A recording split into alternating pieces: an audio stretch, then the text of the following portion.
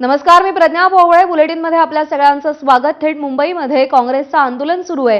त्या परिसरात जाऊयात. ही दृश्य आपण पाहतोय. काँग्रेसच्या अनेक कार्यकर्त्यांना पोलिसांनी ताब्यात घेण्यास सुरुवात केली. आंदोलकांना हटवण्यासाठी पोलिसांचे प्रयत्न आपल्याला दिसतायत. नागपूर, पुणे पाठोपाठ आता मुंबईतही काँग्रेसच्या वतीनं हे आंदोलन केलं जात आहे.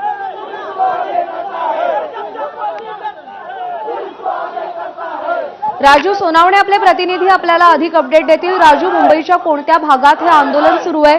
कोणाच्या नेतृत्वात आंदोलन सुरू आहे? काय परिस्थिती आहे तिथे? अगदी आपण पाहतोय गांधी भवनच्या बाहेर प्रदेशाध्यक्ष हर्षवर्धन सपकाळ, विजय वडेट्टीवार, भाई जगताप नसीम खान या नेत्यांच्या नेतृत्वाखाली हे आंदोलन भाई जगताप नसीम खान या नेत्यांच्या नेतृत्वाखाली हे आंदोलन सुरू आहे. आणि हे सगळे नेते जे आहेत ते आता रस्त्यावरती बसलेले आहेत आणि पोलीस त्यांना उचलण्याचा प्रयत्न करतायत. या नेत्यांनी झोपून घेतलेला आहे आणि धरपकड जी आहे ती सुरू झालेली आपल्याला पाहायला मिळते. हर्षवर्धन सपकाळ जे आहे ते आपल्याला पाहायला मिळतात. रस्त्यावरती झोपलेला आहे. एका हातामध्ये संविधान आहे, दुसऱ्या हातामध्ये गुलाबाचं फूल आपल्याला पाहायला मिळतंय आणि आंदोलन सुरू होत आहे. कार्यकर्त्यांच्या घोषणाबाजी सुद्धा मोठ्या प्रमाणावरती सुरू आहे. सरकारच्या विरोधातल्या ही घोषणाबाजी आहे आणि पोलिसांचा सुद्धा मोठा फौजफाटा तैनात झालेला आहे. पोलीस सुद्धा या सगळ्या कार्यकर्त्यांची धरपकड करताना पाहायला मिळतात. हर्षवर्धन सपकाळांना घेण्यासाठी पोलीस प्रयत्न करतात, मात्र हर्षवर्धन सपकाळ जे आहेत ते रस्त्यावरती झोपलेले आहेत आणि कार्यकर्ते सुद्धा त्यांच्या सोबत आहेत. त्यामुळे विजय वडेट्टीवार असतील किंवा हर्षवर्धन सपकाळ असतील यांना पोलीस ताब्यात घेण्याचा प्रयत्न करतात, मात्र सगळे या ठिकाणी बसलेले आपल्याला पाहायला मिळतात. त्यामुळे हे जे आंदोलन आहे ते अधिक आक्रमक होताना पाहायला मिळतंय. खरं तर आपण पाहिलं का दिल्लीमध्ये सुद्धा काल ज्या प्रकारे आंदोलन झालेलं होतं, राहुल गांधी यांना घेण्यासाठी जे आहे ते पोलीस मोठ्या प्रमाणावरती त्यांना धक्काबुक्की केलेली होती आणि तशीच काहीशी परिस्थिती आहे ते आपल्या ठिकाणी पाहायला मिळतात. कार्यकर्ते जे आहेत ते सपकाळांना पकडून ठेवतात, मात्र पोलीस जे आहे ते उचलण्याचा प्रयत्न करतायत. आपण पाहतोय नेमकं हमारे पास हथियार के बावजूद पुलिस क्यों अरेस्ट कर रही है, समझ से परे है। सुरू आहे का? पाहतो आपण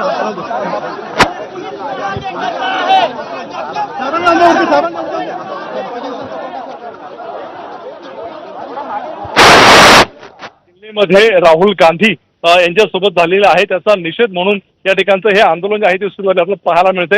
हर्षवर्धन सपकाळ यांना ताब्यात घेतल्यानंतर विजय वडेट्टीवार हे रस्त्यावरती तांड मांडून बसले आपल्याला पाहायला मिळत आहेत आणि ते सुद्धा घोषणाबाजी करताना पाहायला मिळतात.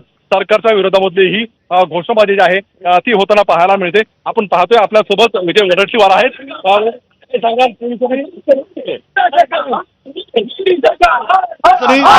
गुंडा सरकार, मोदी सरकार, गुंडा सरकार, मोदी सरकार, मोदी सरकार. हे बघा, या राज्यामध्ये देशामध्ये कायदा राहिला नाही. शांततेच्या मार्गाने आम्ही आंदोलन करत असताना हे आंदोलन काल ज्या पद्धतीनं राहुल गांधींना ताब्यात घेतलं, तरुणावर ज्या पद्धतीनं युवावर लाठीचार्ज केला, अरे कायद्याचं राज्य आहे की गुंड्यांचं राज्य आहे? शांततेच्या मार्गाने चालू असलेलं आंदोलन चिरडणं आणि लोकशाहीचा गळा घोटणं, हुकुमशाही पद्धतीनं सरकार चालवणं हे आता या देशातील जनता सहन करणार नाही. आणि तुम्ही काही करा, किती जोर लावा, पण आता आम्ही जोपर्यंत या धर्मेंद्र प्रधानचा राजीनामा होणार नाही तोपर्यंत कोणी शांत बसणार नाही. यापुढे राजीनामा त्यांना द्यावं लागेल. हे असं इथे आंदोलन आहे. पुढचं काय करायचं आम्ही ठरवू. या देशातील तरुण या सरकारला सोडणार नाही जोपर्यंत धर्मेंद्र प्रसादचा राजीनामा होणार नाही.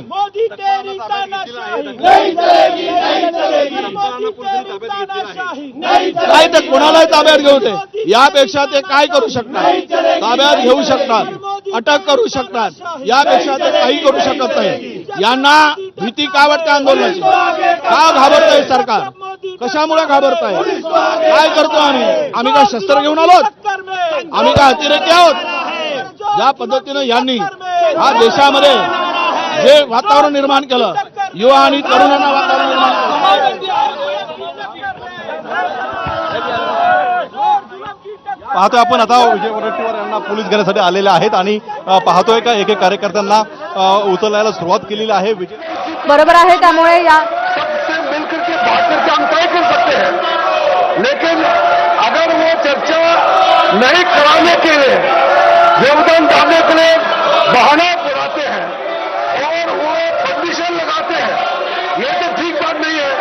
हमारा सरकार हमारे युवाओं को भविष्य के लिए नीट एग्जाम और संबंधित मामले को लेकर के पूर्ण रूप से चर्चा के लिए तैयार है। और सरकार ने जो जो कदम उठाया है, एक एक करके ये कदम भी देश के लोगों के सामने में जानकारी रखना, ये हमारा दायित्व है और इस सदन का भी दायित्व है। इसलिए मैं चाहता हूं, जो आप चर्चा मांग रहे हैं, सरकार चर्चा के लिए तैयार है। फिर आप नाराबाजी लगा करके क्यों यहाँ पे आप डिस्टर्ब कर रहे हैं हाउस को? अभी कई मेंबर से मैंने बात की है, सब लोग चाहते हैं कि चर्चा होना चाहिए। मैं कांग्रेस पार्टी